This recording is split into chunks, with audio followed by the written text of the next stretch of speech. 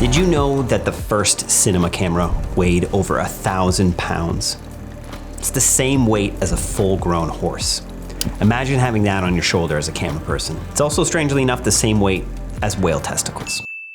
Don't go to Google Images on that one. So with cameras weighing that much, you can really see why it took so long for filmmakers to start doing handheld filmmaking. But with the advent of cameras like the Bolex in the 1930s, you began to see the emergence of this intimate handheld style filmmaking, which would be the predecessor to Cinema Vérité.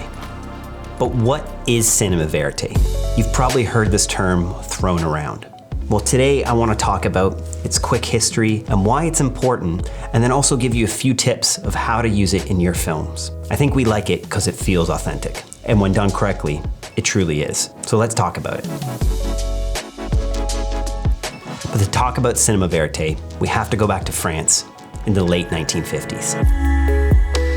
Cinema Vérité grew out of the French New Wave movement. Before this time, it was really rare to see documentaries with that up-close, gritty style of filmmaking that you're so used to seeing in the genre today. Bigger, high-budget productions was what people were used to seeing. Cinema in this way felt a bit detached from reality. But as technology got smaller, and amazing 35mm cameras allowed filmmakers to begin placing the camera on their shoulder. And with quieter film magazines and more intimate audio recording, they were beginning to be able to shoot more observational, documentary style filmmaking. One film that's been credited to the start of the Vérité movement was Chronicle of a Summer. This was more of an anthropological.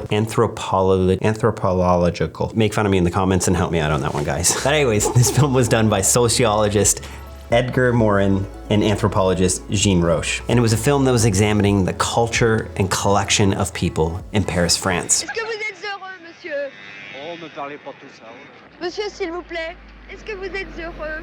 Toujours, oui. C'est vrai? It wasn't your traditional Hollywood approach, but it let life occur, which is what vérité means, the French word for truthful cinema, or cinema of truth. But if we go back a year before this, some credit the beginning of Cinema Vérité across the pond in the US for the documentary film Primary, which has one of my favorite shots in all of filmmaking, where it follows JFK through the crowd, unobstructed, uncut, and for us to experience that moment. Seeing more observational moments like this in filmmaking allowed filmmakers in the audience to begin to imagine more limitless possibilities of documentary filmmaking. This gets me excited as a doc filmmaker myself. It's as Hitchcock said, in scripted films, the director is God, but in documentary, God is the director. Life happens, and you're there to capture it. You can go back to the inception of filmmaking to begin to see that urge, that desire for truthful cinema. The Lumiere brothers with their shots of the train arriving at the station or the people leaving the factory were the beginning moments of Vérité cinema. You can't talk about the history of Vérité also without mentioning Dziga Vertov, the Russian filmmaker, and his approach to newsreels, as well as Canadian filmmaker Robert Flaherty for his 1922 film, The Nook of the North. Now, Americans hate using French words. Well, that's my assumption. But over here in North America, both in Canada and the US, we coined our own term, direct cinema, which actually took the principles of Cinema Vérité and pushed it further, which said no narration and zero interaction from the filmmaker with the subjects. I'll be very truthful. I never ran into a mooch like this in my life. The biggest mooch I've ever seen in my life.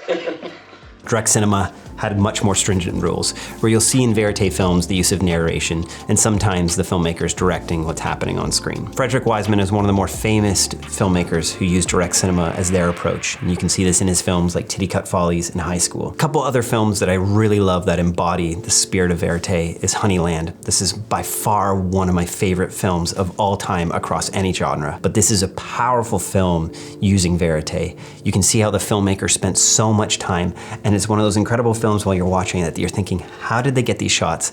How did they get this vulnerability from the character? And how is this story so powerful? It really draws you in. I highly recommend it. anyone wanting to explore documentary should watch Honeyland. I think it's required filmmaking to see. Also, another one of my favorite documentary films is The Overnighters. This perhaps doesn't hit all of the tropes of typical cinema verite, but I still think Jesse Moss had a lot of patience, and he spent over a year at the location filming. And so you can really see how much time he put into capturing this incredible story as it unfolds.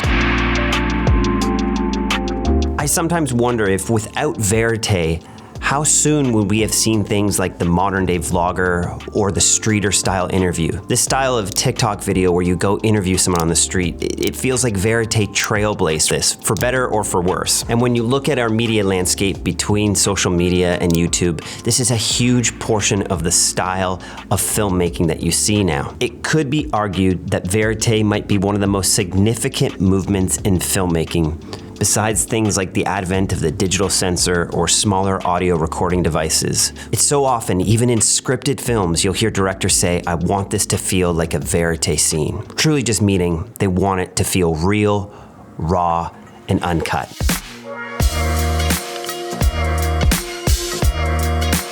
So I've been working on YouTube now for over 4.5 years to create 216 videos. There's just a lot of work that's gone into this. And I've needed access to a lot of assets, a lot of music, a lot of graphics to continue this. We've been turning to the incredible library over at Artlist to find all the stock video, music, graphics, templates, everything that we need to help continue to create our videos. Actually, in this video, every asset you've seen, from the graphics to even just the film overlays and flares, that has all come from Artlist. We have the Max Pro subscription. And one of my favorite things about Artlist is with your subscription, it's an all-encompassing license. This means you don't have to go license each individual asset. With your subscription, you get royalty-free, unlimited downloads of their entire library. What's fun too is they have this new AI search tool, which has made it way easier to find videos that we need.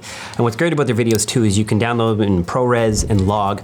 I don't know about you, but I've found in other video libraries that will go unnamed, their quality of their videos is low. It's H.264, the backgrounds are blown out, it's always just time lapses. Why is every stock video library just time lapses and mediocre aerials? But that's not what comes with your Artlist. It's high quality, high production value, and dare I say, cinematic footage. It's beautiful, it's moody, it's what we want as filmmakers for our videos. It's been a relief for us running this channel because we never have to worry about any copyright strikes or videos getting demonetized or any sort of flags that arrive like that, because it is a universal license. So if you want to try out Artlist yourself, in the link down in my description, you can get 2 free months with an annual subscription. So check that link out below. And thank you, Artlist, for always supporting this channel and helping me not get demonetized and also making these videos more creative. I think they're creative. They're pretty creative. If they're not creative, you can let me know. Comment below, leave a walrus. Is there a walrus emoji? I don't know. We'll find out. Leave some sort of sea creature and I'll determine if you think these videos are good or not. Back to Cinema Vérité.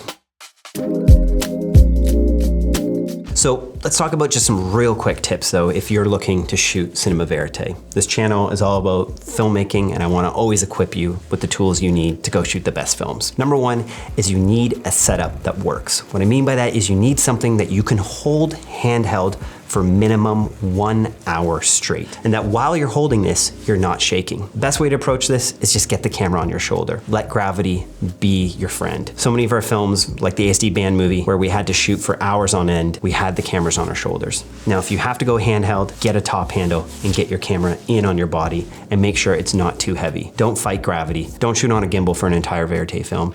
You will get tired. Also, hold your shots. Vérité is all about life unfolding. It's not about you directing what's happening. And so you need to be patient. You need to be counting minimum to 20 seconds for your shots. If not, 2 minutes or 20 minutes. Be patient, get good coverage, but don't feel like you need to be changing your angles at all times. Number 2, get a mic on your subject or have a really good boom that you can follow the action. Vérité cinema is often about what people are saying. It's about the conversations unfolding. It's not about the interviews that you've gathered. It's about real-time events. So make sure you have good audio. If you need to know how to do good audio, we do have some videos on my channel, or you can go over to our course and academy, The Art of Documentary. In a module 1, we have a whole section about how to properly mic your subject with a professional sound person. This is so important. People overlook this. And in this day and age now, people are just clipping big, giant, furry mics on their subjects, which to me goes against the whole spirit of Cinema Vérité. It's supposed supposed to feel like real life, and we don't walk around with these big furry things on us unless you're one of these crazy fitness influencers who just likes bad audio and holds these little dead mice in front of their face. Just take it easy, man. The next point is always know the goals of your character. The risk with Cinema Vérité is that you'll just film for months on end or years on end, not knowing when to end. But like any good documentary filmmaker, you always know what your character wants. So know their goal so that you can determine, do you have a beginning, middle, and end towards that goal? And this will help you allow to know how much you need to film and when to film, because you don't want to be an aimless filmmaker and just have hundreds of hours of footage and not know really where your story's going. And lastly, with Vérité, it's still important that you think in scenes. Vérité is not an excuse to just be aimless and lazy with your filmmaking. Still think about your film as moments that happen. So if you're shooting a scene, get the person walking into the room. See what unfolds. Get the reactions of not only them, but the people they're speaking with, or get the details of the action that they're doing. And then get exit shots. Create a scene. Study your favorite Hollywood films. See how they tell these moments. Go watch some of the films I mentioned in this and see how they build their scenes out. Vérité requires discipline. It's not a license to be lazy. Well, I hope you enjoyed this video. We talk about Cinema Vérité and explain how to do documentary filmmaking very extensively in our course in Academy, The Art of Documentary. We're gonna be opening our doors again end of April this year, 2024, but we usually open the doors so people can join AOD about 3 times a year. So get on our wait list, find out more about that. We're always doing giveaways and giving away cameras to so many different filmmakers to make sure that you can go shoot the documentaries on your heart and mind. I love talking about documentary filmmaking. I love life. I love that there are so many stories in this world that are waiting to be told.